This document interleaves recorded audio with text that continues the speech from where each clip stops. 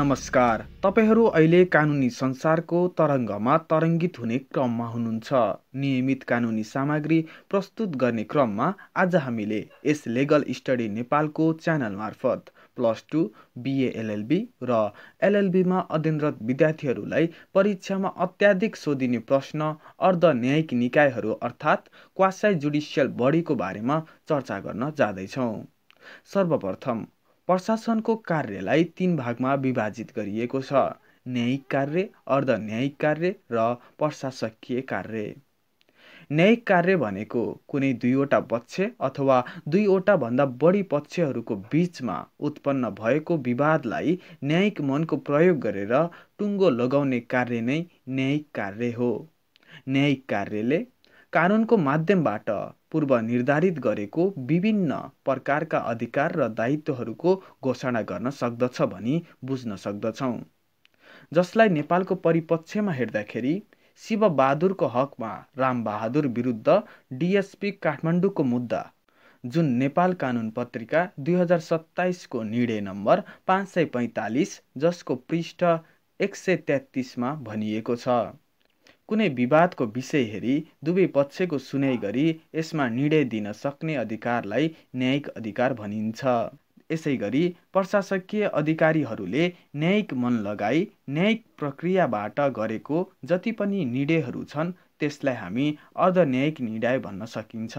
अर्थात् हामीले के पनि भन्न सक्छौँ भने न्यायाधीशहरूले गरेको निर्णयलाई न्यायिक निर्णय भन्न सक्छौँ। त्यसैगरी प्रशासकीय अधिकारीबाट आएको निर्णयलाई अर्ध न्यायिक निर्णय पनि भन्न सक्छौँ भने प्रशासकीय अधिकारीबाट प्रशासन सम्बन्धी गरेको निर्णयलाई प्रशासकीय निर्णय भन्न सक्छौँ। जुन कुरा नेपालको सन्दर्भमा यज्ञमूर्ति बन्जाडेको हकमा परशुराम विरुद्ध बागमती विशेष अदालत समेतको मुद्दा, जुन नेपाल कानुन पत्रिका 2027 को निर्णय नम्बर 547 पृष्ठ 157 मा प्रकाशित गरिएको छ। अब हामी अर्ध न्यायिक अर्थात् क्वासी जुडिशियल शब्द कहाँ र कसरी उत्पन्न भयो भन्ने विषयमा चर्चा गर्नेछौँ।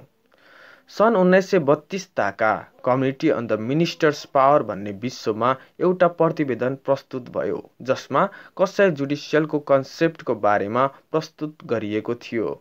त्यसै अन्तर्गत क्वासी जुडिशियल जस्टिसको प्र्याक्टिस सिस्टम चाहिँ अगाडि बढाइएको थियो। यसरी हेर्दा क्वासी जुडिशियल बडीलाई एउटा नन जुडिशियल बडीको रूपमा लिन सकिन्छ भने यसले चाहिँ ललाई इन्टरप्रेट गरेर एउटा एन्टिटीको रूपमा ट्रिब्युनल बोर्ड, जसले चाहिँ पब्लिक एडमिनिस्ट्रेटिभ एजेन्सीको रूपमा सञ्चालित रहेर न्यायको लागि लड्ने एउटा संस्थाको रूपमा मान्न सकिन्छ। मुख्य न्यायपालिकाले दिएको केही अधिकारहरूमा आधारित रहेर त्यससँग सम्बन्धित उत्पन्न भएका विवादमा न्यायिक मनको प्रयोग गरेर निर्दिष्ट भएका निर्देशिका अथवा आन्तरिक कानुनको आधारमा विवादित समस्यालाई समाधान गर्ने प्रक्रियालाई क्वासी जुडिशियल प्रक्रिया भनिन्छ। नेपालको सन्दर्भमा क्वासी जुडिशियललाई विभिन्न प्रकारको दृष्टिकोण, अवधारणा र परिभाषामा व्याख्या गरिए तापनि आधुनिक कानुनी प्रणालीको विकास 1951 सँगै नेपालको क्वासी जुडिशियल बडीको प्र्याक्टिस भएको देख्न सकिन्छ। अब भने क्वासी जुडिशियलको फिचर अर्थात् विशेषताको बारेमा केही चर्चा गर्नेछौँ।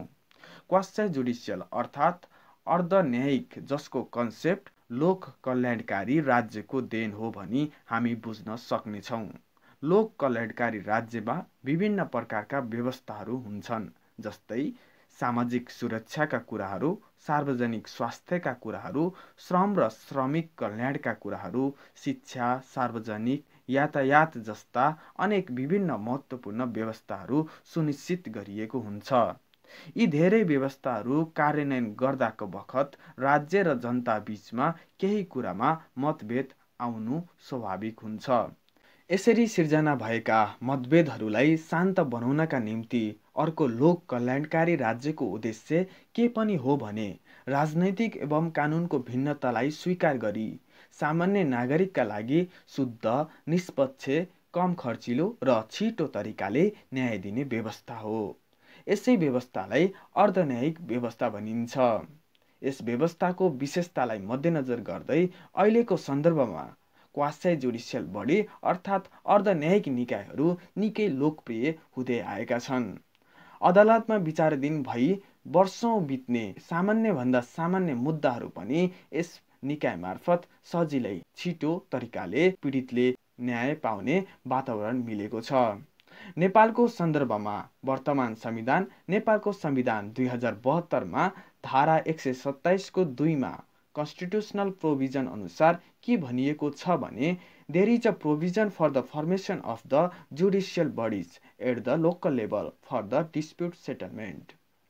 स्थानीय तहमा देखा पर्ने विभिन्न प्रकारका विवादहरू समाधानका निम्ति अन्य जुडिसियल बडीहरू पनि व्यवस्था गर्न सकिन्छ भन्ने एउटा अवधारणा संविधानले व्यवस्था गरेको छ। यसैगरी धारा 152 अनुसार there is a provision of the formation of specialized court other than those mentioned in the article 127 to settle the special type of dispute। अर्थात् 127 मा व्यवस्था गरेको जुन 3 प्रकारका अदालत बाहेक धारा 127 को 2 र 152 मा अन्य विशेष समस्याहरू समाधान गर्नका लागि यस्ता क्वासी जुडिसियल बडिजहरूको कन्सेप्टलाई नेपालको संविधानले अवलम्बन गरेको छ।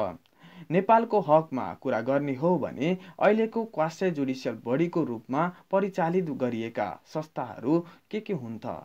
सिडिओ कार्यालय, office of land and revenue, गुठी corporation, forest administration, local bodies administration आदि लगायतका निकायहरू क्वासी जुडिसियल बडिजका इक्जाम्पलका रूपमा हेर्न सक्छौँ।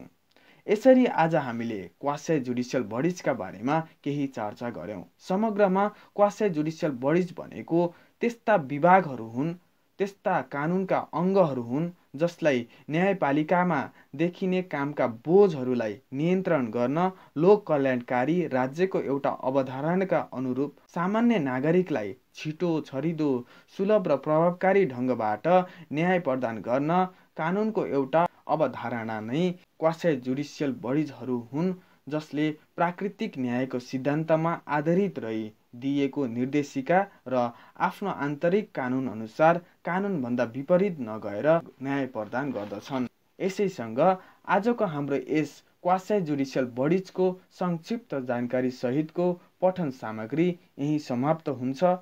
यस्तै कानुनी अध्ययनलाई प्रभावकारी सामग्रीहरू नछुटाउन च्यानललाई सब्स्क्राइब गर्न नभुल्नुहोला। थप सल्लाह सुझाव कमेन्ट बक्समा राखिदिनुहोला भन्दै आजको भिडियो यही अन्त्य गर्छौं। धन्यवाद। शुभ दिन।